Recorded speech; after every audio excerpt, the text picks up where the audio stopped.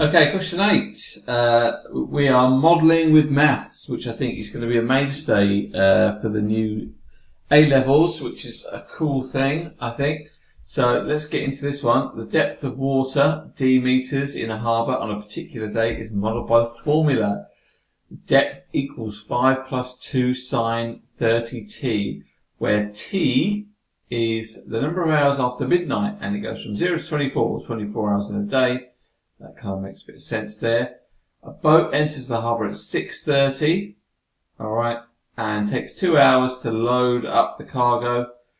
The boat requires a depth to be at least 3.8 metres before it can then leave the harbour.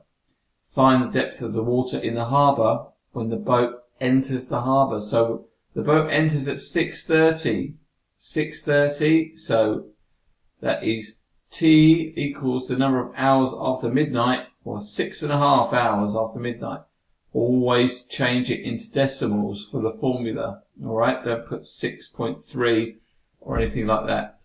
Substitute that in. It's a 1 marker, so we can see this is going to be pretty straightforward. Depth equals 5 plus 2 lots of sine, and then we've got 30. T is 6.5.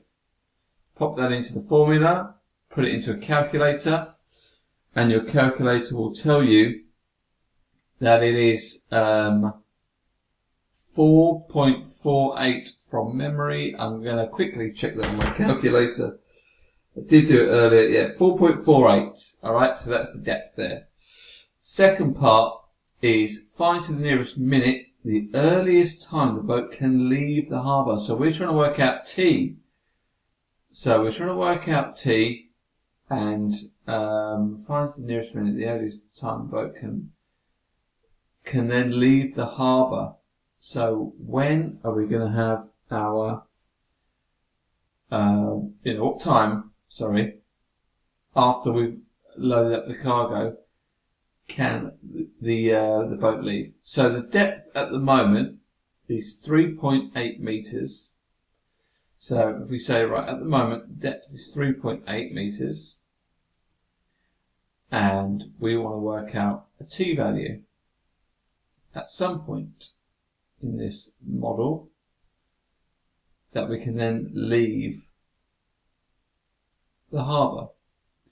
So I'm just going to rearrange this to get t equals and find some values for t, and then try and evaluate the values to see which one is going to be any use to us. Alright, so I'm just going to do this quite a bit at a time here. So 3.8, take away the 5 and divide through by this 2 here.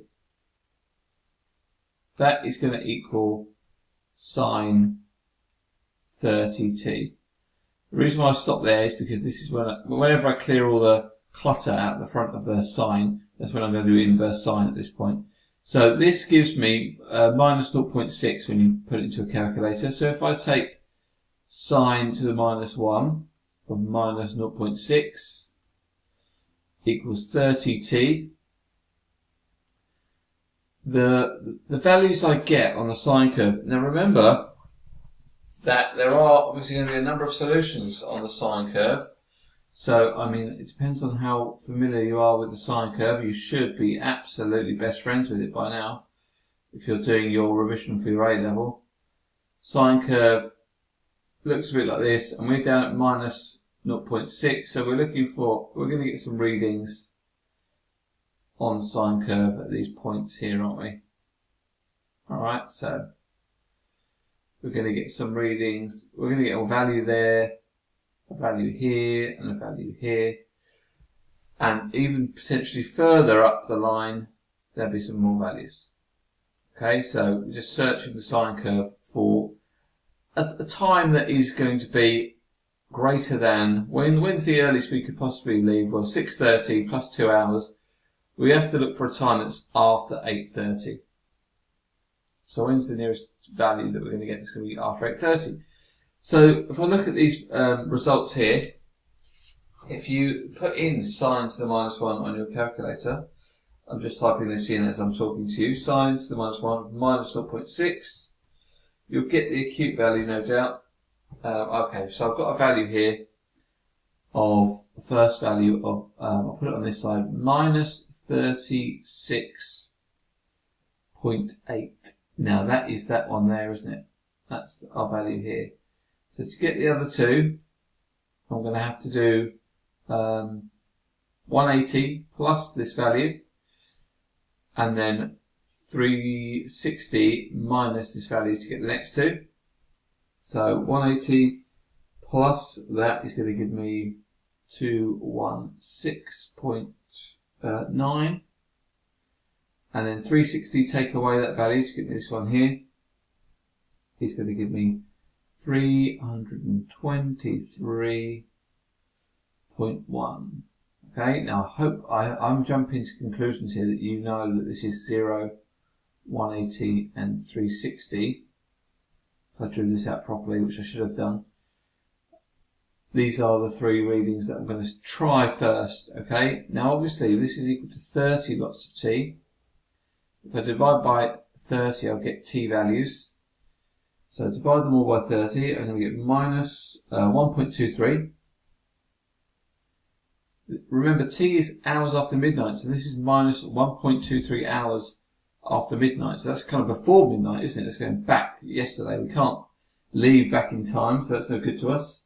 The next one I'm going to get when I divide by 30 is 7.23. Now that's no good, because that is before 8:30. That's 7 something, whatever 23% of an hour is. And then the last one is 10.77. Now that's 10 o'clock and a bit. So that is going to be my answer. I'm going to use this one. But I need to convert it back into time. So 10 is the hours, 10 hours, and then 0.77 of an hour. If you do 60 times 0.77, you'll get the minutes. You'll convert this into minutes. And it turns out that t equals 10.46. So 10:46. That is the earliest time that we can leave. Okay? I hope that's been helpful. I'll see you on the next question.